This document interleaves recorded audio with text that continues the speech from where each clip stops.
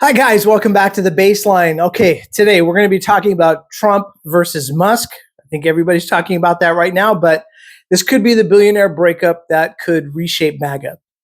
Now, let's try to get right into this. So stop what you're doing. This is a very interesting drama.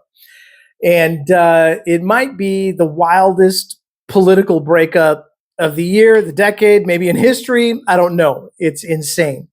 So you've seen it, Elon Musk and Donald Trump, once allies, now headed towards being enemies. Very much like a divorce court, I would imagine. So this isn't just a Twitter spat. This is something else. It's a political divorce, like we said. And with government contracts, massive tax bills, secret files, and even Epstein's thrown into all this. Buckle up, man. It's really insane. So this went from bromance to blow up. And remember when Elon wore that red MAGA hat and when Trump was praising Elon Musk as a genius, and Musk called Trump like right about everything. They weren't just being polite. They were locked in a political alliance. Trump needed that tech credibility and obviously lots of money. And Musk needed subsidies, contracts, access. But like all fragile bromances, relationships, whatever, that's built on ego and incentives, it only takes one wrong move to set it all off. So what sparked it all off? And it was the spending bill, a big one. And Musk called it a disgusting abomination. And when Elon says something's disgusting, a lot of people pay attention. The guy's built electric cars, rockets, flamethrowers. He doesn't usually use that type of language, right? So this bill, it's the bill that broke the billionaires, right? This new bill, dubbed the Big Beautiful Bill by Trump, was supposed to be a win. But Musk, man, he really blew a gasket on this. Why? Well, let's get into it.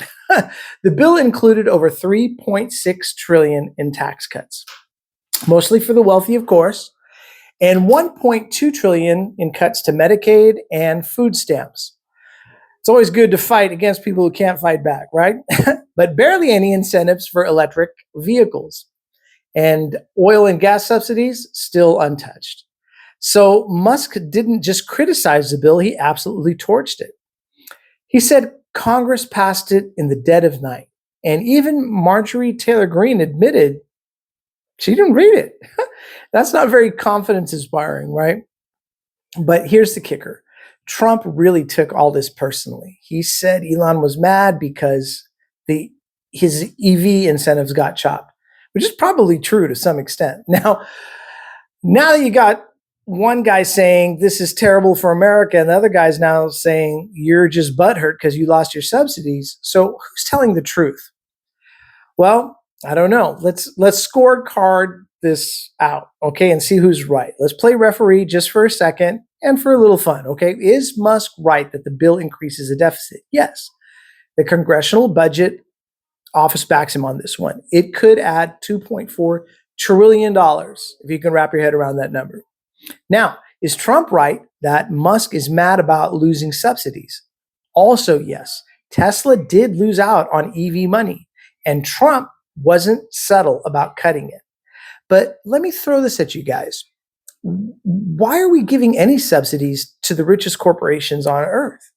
If Tesla, Exxon, and Chevron were all worth billions, why are we, the taxpayers, paying them? That's not really capitalism. That's feudalism with extra steps.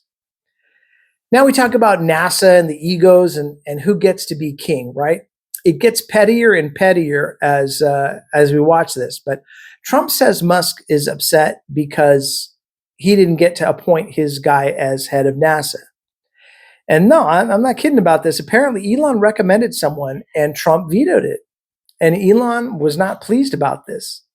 Now, that's not illegal, but when your government favorites pick your contractors or block them, it's hard not to feel like the whole system is for sale. So this is where the relationship starts to rot. And I mean, it rots fast. So we get into money, power, and gratitude, ingratitude, the whole thing. So Musk fires back. He posts, "Without me, Trump would have lost," which I don't think is really true. And then he further went to say, "Such ingratitude." These are just weird statements, but he's referencing donations reportedly around $288 million worth to pro-Trump political action committees and vote campaigns. So Trump's response: "I would have won with or without him," which is probably true. But the translation is, "Thanks for the money, but get lost." Now, Musk in turn goes full scorched earth on this stuff. He starts talking about forming a new political party that actually represents the 80% in the middle. Anyway, and if you listen closely, that's not just a jab at Trump. That's a warning shot at both parties.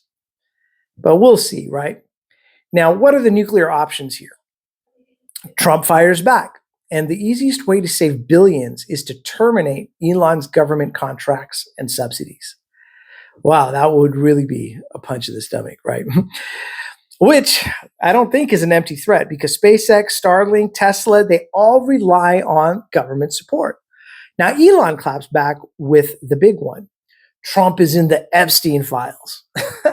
And that's why they're not public, which I think everybody probably knows. But boom, now it's no longer about policy. It's personal. It's radioactive. And just to be clear, Trump did know Epstein. They did party together. They flew together, but there's no public criminal link. Still, Elon said what many whisper.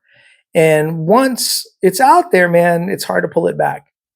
So the stocks crashed and heads rolled after this, right? The fallout was instant. Tesla loses $152 billion in market value. Biggest one-day drop ever. Trump media stock also tanked.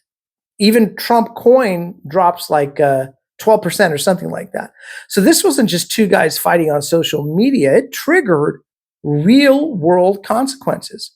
Markets moved. Voters watched. Donors panicked. Maybe the world had a good chuckle. I don't know. Will they make up? I don't know, man. That's a crazy question. But that is a question a lot of people are asking. Could they reconcile? Trump, maybe, possible. He flip-flops more than a fish on the dock, but one day you're dead to him, the next day you're vice president, right? So Elon, it's harder to predict. He digs in. He doesn't forget slights, but in politics, money does talk. And if they need each other bad enough, anything's possible. Who knows, right? So the real story, let's zoom out just for a second, take a breath. This isn't just about two rich guys yelling at each other. It's about power. And what happens when two people who've grown too used to getting what they want finally hear the word no? It's also a mirror. We've let billionaires shape public policy, control infrastructure, dominate media, and now what? Hijack the national conversation. Trump and Musk aren't just at war with each other. They're fighting over who gets to own the American narrative. Now, here's the truth. America doesn't need kings. It needs people who ask what's good for everyone, not just the elite. So let's keep watching these guys. Let's keep questioning. It's so important that we all keep questioning what's going on. And if you like this breakdown, please hit that like button and subscribe button. I really appreciate you guys watching. I hope you guys enjoyed this episode, and leave some comments in the section below. What do you guys think about all this? How nuts is it on a scale of 1 to 10? I wonder. Anyway, thanks again for watching The Baseline, guys, and we'll catch you the next round. All right. Cheers, everybody.